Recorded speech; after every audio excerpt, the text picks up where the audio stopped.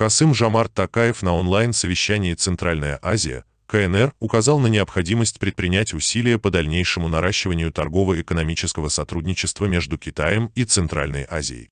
Глава государства сообщил, что необходимо предпринять энергичные усилия по дальнейшему наращиванию торгово-экономического сотрудничества. Эта задача, по его словам, предполагает диверсификацию структуры товарооборота, в устранении барьеров, наведении порядка в таможенных делах и внедрении инновационных решений.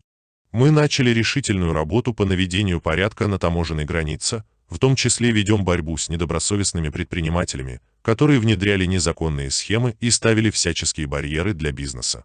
Уверен, результаты борьбы с такими противоправными действиями не за горами, заверил глава государства.